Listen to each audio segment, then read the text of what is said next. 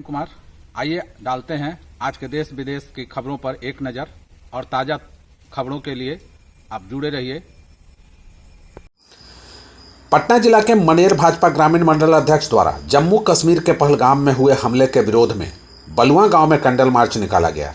साथ ही गांव भ्रमण किया गया और पाकिस्तान विरोधी और आतंकवाद विरोधी नारा लगाए गए, जिसमें ग्रामीण मंडल अध्यक्ष अनिल कुमार सिंह, विनोद कुमार सिंह, शुभम कुमार, रमेश कुमार सिंह, अभिषेक, निखिल, शुभम, अभिराज, विजय, साहिल, उपेंद्र सिंह, अभिराज पटेल सहित अनेक लोग मौजूद थे। विद्युत विभाग के सहायक विद्युत अभियंता ललित रंजन के नेतृत्व में एसटीएफ की टीम ने पटना जिला के मनेर में बिजली चोरी के खिलाफ छापेमारी अभियान चलाया। इस दौरान 3 लोगों को बिजली चोरी के मामले में पकड़ा गया। इस मामले में एसडीओ ललित रंजन ने बताया कि डुमरिया निवासी शिवशंकर राय पर 12,617 रुपये, रामेश्वर राय पर 28,875 रुपये और महेश राय पर 88,553 रुपये जुर्माना करते हुए मनेर थाने में विद्युत चोरी अधिनियम के तहत मुकदमा दर्ज किया गया है। मुख्यमंत्री नीतीश कुमार ने कहा कि खुशी की बात है कि प्रधानमंत्री हम लोगों के बीच हैं। यह सौभाग्य की बात है कि पंचायती राज दिवस के अवसर पर प्रधानमंत्री द्वारा गैस, बिजली व अन्य योजनाओं का शिलान्यास किया जा रहा है। नई रेल लाइन व 3 ट्रेनों का उद्घाटन किया जा रहा है। प्रधानमंत्री आवास योजनाओं के तहत राशि और आवास दिया जा रहा है। उन्होंने आगे कहा कि आप सभी जानते हैं कि जम्मू कश्मीर के पहलगाम में 2 दिन पहले आतंकी घटना हुई। पूरा देश शोक संतप्त है। हम प्रधानमंत्री के साथ हैं, पूरा देश उनके साथ है। नीतीश कुमार ने पहलगाम हमले पर बात करने के बाद बिहार पर फोकस किया। उन्होंने कहा कि आप सभी जानते हैं कि बिहार में क्या क्या हुआ। हमारी सरकार 2005 में बनी, हम लोग लगातार साथ रहे। यह 20वां साल है। पहले पंचायतों में बुरा हाल था, कोई काम नहीं होता था। एनडीए की सरकार बनी तो पंचायती राज और 2007 में नगर निकाय कानून में सुधार किया गया। विधानसभा चुनाव में अब बहुत कम समय रह गए हैं, लिहाजा सभी पार्टियां अपने वोटर की संख्या बढ़ाने की तैयारी में हैं। सत्ता पक्ष के साथ साथ विपक्ष ने भी 1857 के स्वतंत्रता संग्राम के योद्धा और वीर कुंवर सिंह की जयंती मनाई। इसको लेकर नेता प्रतिपक्ष तेजस्वी यादव भी वीर कुंवर सिंह के जयंती के कार्यक्रम में शामिल हुए, जहां उन्होंने राजपूत वोटरों को साधने की कोशिश की। इस दौरान तेजस्वी यादव ने प्रधानमंत्री नरेंद्र मोदी और मुख्यमंत्री नीतीश कुमार पर भी निशाना साधा। उन्होंने कार्यक्रम में मौजूद लोगों से चुनाव में जीत दिलाने के लिए अपील भी की। उन्होंने कहा कि एक बार मौका दीजिए, अगर काम नहीं कर पाया तो फिर 5 साल में हटा दीजिएगा। पटना में सोने चांदी की कीमतों में लगातार तेजी देखी जा रही है। 24 कैरेट सोना 98,000 रुपये प्रति 10 ग्राम पहुंच गया है, जो अब महज 2,000 रुपये दूर है 1 लाख के आंकड़े से। 22 कैरेट सोना 90,500 रुपये प्रति 10 ग्राम रहा। 24 कैरेट में 1,000 रुपये और 22 कैरेट में 1,800 रुपये का उछाल आया है। वहीं चांदी की कीमत में 96,800 रुपये प्रति किलोग्राम रही है। इस साल अक्षय तृतीया 30 अप्रैल को है। ठीक 5 साल पहले इसी मौके पर 24 कैरेट सोने की कीमत 46,065 रुपये और चांदी की 37,800 रुपये थी। यानी 5 वर्षों में सोने में 112% और चांदी में 164% का इजाफा हुआ। चिलचिलाती धूप और अत्यधिक गर्मी को देखते हुए पटना के सभी स्कूलों का समय बदल दिया गया है। यह व्यवस्था 24 अप्रैल से लेकर 30 अप्रैल तक लागू रहेगा। पटना के जिलाधिकारी डॉक्टर चंद्रशेखर सिंह ने स्कूलों के संचालन समय में बदलाव करने का निर्देश जारी किया है। जिला प्रशासन के नए निर्देश के अनुसार अब पटना जिले के सभी सरकारी, गैर सरकारी, निजी और मान्यता प्राप्त स्कूलों को सुबह की पाली में ही संचालित करना होगा।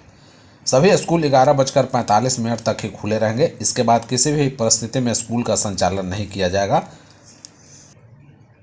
हालांकि इसके बाद अभिभावकों ने जिलाधिकारी से अपील की है कि 11:45 में छुट्टी का जो समय दिया गया है इसे और कम किया जाए, 10:30 11 बजे किया जाए। इस वजह से कि दोपहर हो जाती है और दोपहर में काफ़ी भीषण गर्मी रहती है और जिस वजह से बच्चों को पैदल और जाने में, घर आने जाने में काफ़ी कठिनाई होती है। ऐसे में अभिभावकों ने जिलाधिकारी से अपील की है कि हर हाल में इस पर विशेष ध्यान दिया जाए ताकि बच्चों को जो है लू से बचाया जा सके।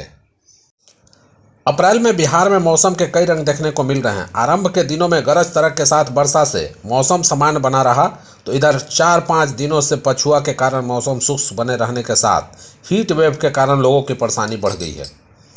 मौसम विभाग की माने तो अगले 2 से 3 दिनों तक बिहार में हीट वेव चलने की काफ़ी संभावनाएं हैं। वहीं 26 अप्रैल से तेज आंधी और बारिश की चेतावनी जारी की गई है।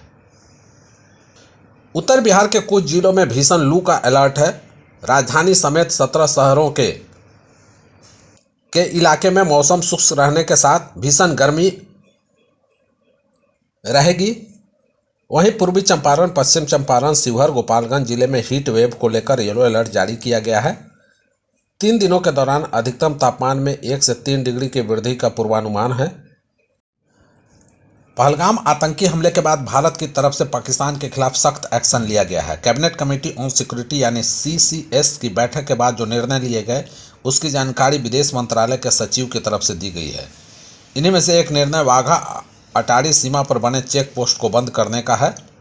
यह चेक पोस्ट भारत और पाकिस्तान के बीच व्यापार, यात्रा और सांस्कृतिक आदान प्रदान का प्रमुख रास्ता रहा है। अब बड़ा सवाल यह है कि इस निर्णय से भारत और पाकिस्तान पर क्या प्रभाव पड़ेगा।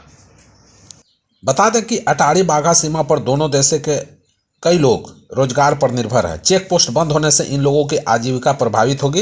इससे पाकिस्तान में महंगाई बढ़ सकती है।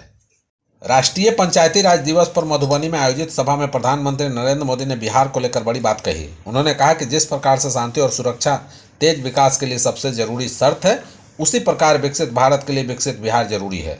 बिहार में विकास और विकास का लाभ हर क्षेत्र के हर वर्ग तक पहुँचे, ये हम सबका प्रयास है।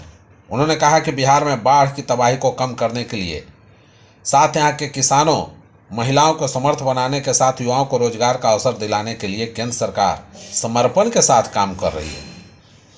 उन्होंने पहलगाम की आतंकी घटना पर दुख जताते हुए कहा कि उन निहत्थे यात्रियों पर नहीं बल्कि भारत की आत्मा पर हमला है। भारत उन आतंकियों और उनका आकाओं को ऐसी सजा देगा जिसकी वे कल्पना नहीं कर सकते हैं। प्रधानमंत्री नरेंद्र मोदी ने मधुबनी जिला के लोहना में आयोजित कार्यक्रम से रेलवे के 3 नवनिर्मित रेल लाइनें राष्ट्र को समर्पित किया तथा बिहार को 4 नई ट्रेनों की सौगात दी। जिन ट्रेनों को प्रधानमंत्री ने वीडियो कॉन्फ्रेंसिंग के माध्यम से हरी झंडी देकर रवाना किया, इनमें जयनगर पटना नमो भारत रैपिड रेल और सहरसा लोकमान्य तिलक अमृत भारत एक्सप्रेस तथा 2 पैसेंजर ट्रेनें शामिल हैं। नमो भारत रैपिड रेल के बारे में रेलवे बोर्ड के सूचना एवं प्रसार के कार्यकारी निदेशक दिलीप कुमार ने बताया कि 2 शहरों के बीच तेज रफ्तार आधुनिक सुविधाएं से युक्त रेल ट्रांसपोर्ट का सपना अब हकीकत बन गया। उत्तर प्रदेश के मुख्यमंत्री योगी आदित्यनाथ ने कहा कि उत्तर प्रदेश में मुसलमान सबसे ज़्यादा सुरक्षित हैं। उन्होंने दोहराया कि अगर हिंदू सुरक्षित हैं तो मुसलमान भी सुरक्षित हैं। मुख्यमंत्री योगी ने स्पष्ट शब्दों में कहा कि प्रदेश में मुसलमान पूरी तरह से सुरक्षित हैं। बुलडोजर जस्टिस को लेकर सीएम योगी ने कहा कि अपराधियों और माफियाओं को उनकी ही भाषा में समझाना चाहिए। उन्होंने इशारे में संदेश दिया कि कानून व्यवस्था बनाए रखने के लिए सरकार किसी भी हद तक जा सकती है और कानून के खिलाफ जाने वालों पर सख्त कार्रवाई की जाएगी।